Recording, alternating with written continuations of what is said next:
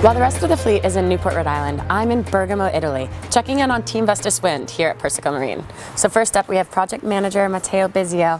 What are the steps between now and when the boat leaves for Lisbon to get it ready? Well, we have a main step next week is the weight of the boat. We have to be sure that everything we built in these 3 months is inside the weight of the rules, and is very important because otherwise we can't go in Lisbon at all. So keeping it one design. Yeah. Tell us again a little bit how long it's been, how many people, and how much of a process it has been to get to this stage with the boat. Well, we had different stage.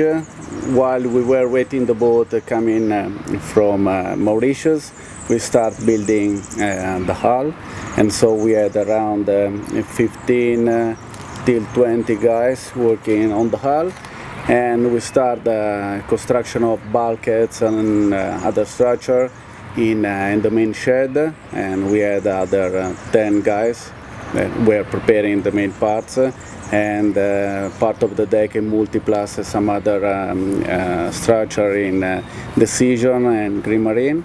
So we were around, I think, 40 people working before the boat were coming here. And then when we had the boat, we had a team of 10 guys inside the old boat, chopping, cutting, saving what we were able to save, and reinstalling. But most of the components installed are quite brand new.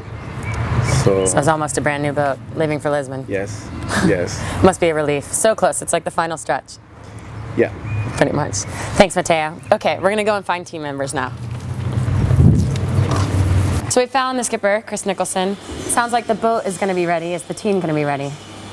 Yes, yeah, of course we will. We've we've had a lot of time to prepare for this. The guys as individuals, but the big worry has been the boat, and we're getting to the point here now, and that worry is starting to lessen, but it is still there. We've still got a long way to go to be ready for Lisbon, but everything is on track.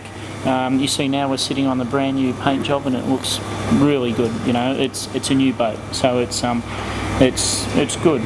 We're getting there. Yes, we're going to be on the back foot, but I just, I refuse to believe that we can't be competitive. Okay, tell us about the 2 new guys. Simeon and Tom Addis as the navigator. Yeah, like Simeon, I know from I started with him after the ABN race. He was on ABN too, and yeah, he's good, solid guy, and since that time he's just gone up and up in regards to winning America's Cups, and and he's a bowman. He can do hydraulics. He's a boat captain, so it kind of it was just fortunate for us that he was available at the time. So it's great to have him. And he has on great board. Attitude as well. Absolutely, he's a top guy, and he's big and strong, which is always a good thing. And Tom Addis, I actually haven't got to sail with Tom. We've competed against him a lot of times, and I'm very familiar with his style and his technique.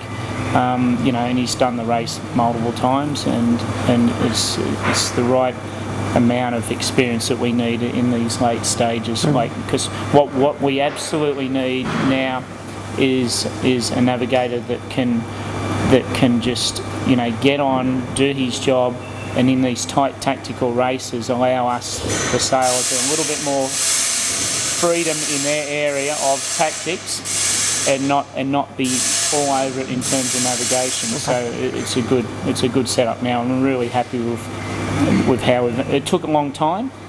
It always takes a long time to get the last 1 or 2 spots on a team sorted out, but we're good. Okay, and what's the overall goal for Team Vestas Wind? Well, I think there's a lot of goals. Normally, you have some very simple, obviously hard to get goals of trying to win the race, trying to do a good job for the sponsor and the fans. But now, I guess we're multiple goals. The first being to be there in Lisbon. then to have the boat ready to race and competitive, to do as best we can in the legs, to showcase what has gone on these last months, and to I think pay back a little bit of the faith that Vestas and all the stakeholders and fans have put in us to try and get the boat back. So there's an awful, and that's just off the top of my head from the question, like we owe a lot to I think a lot of different people and organisations, but and at some stage we have to then simplify it and go, right, now we can finally go racing and we do the best job we can on the water. And you think you can be competitive? Yep. Oh, absolutely. Like it's for sure, it's more difficult than ever before. We were late to the start in Alicante, and now we're incredibly late in terms of the amount of miles that everyone else has done. But it's difficult, sure, but I still don't see a reason how you can definitely say that we can't be competitive. So why not? Fair enough. Okay. Thanks, Nico. Pleasure. Go find the rest of your team. Cool. Said they are, though. Yeah. We have Salty now, and Salty, you've been around the world 3 times. The teams are at the stage now where they're talking about getting tired. How do you think it'll benefit you guys that you haven't essentially been sailing recently? It'll definitely be a strength that we come in fresh. Obviously keen to finish some unfinished business and so forth, so that'll definitely help us. The downside to that is those guys have had that much more time on the water sailing these boats, so they'll instantly be able to change gears, where we'll have to still work pretty hard at that through the last part of the race. So it's going to be interesting, and we're obviously looking forward to getting back in amongst it. It's been pretty painful sitting it out and watching the legs go by, so looking forward to it. They're going to be short legs as well coming up, so do you think that is a helpful thing for your team? Oh, I think so. There's more corners through these last legs, so that helps us, but I think within the fleet itself you'll see things tighten up even more than what they've been. I suspect the girls will actually have some strong legs through this last bit. It's more suited to their type of sailing. They've shown that a little bit in the short course import racing, so I suspect that they'll be in the hunt as well on that, so it'll be quite interesting from that side. What about fitness-wise, at least? I mean, at the end of the races, the other teams are getting tired, but you guys have been in the gym every day, essentially. Yeah, well, that will definitely be a big thing for us. The history shows you that towards the end of these races, you lose a lot of muscle tone, and although you're aerobically still reasonably fit, your strength is way down. So that's definitely going to help us, and hopefully be a benefit, especially as we come into these tighter legs where you've got more manoeuvres and so forth. So yeah, hopefully that'll be something that we can get a little bit back on these guys. Nice. Okay, thanks, Salty. Thanks. Let's see who's in here. Nikolai, found you. But have you hard at work, huh? I see your name all over all of the work lists. Oh, it's getting smaller, the work list, but yeah, there's been a few jobs to do and a few ticks off, but we're getting there slowly.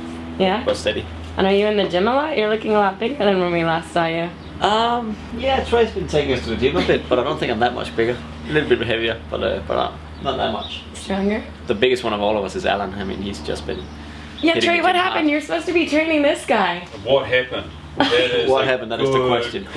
What happened, Alan? I was doing training of a different kind. He went back, but he's back now. You're waiting for this. You wait. Is he back? He's back. He's back. It's confirmed. Alan is back. Okay, the boat's back, the team's back, and Alan's back. Yeah. Good.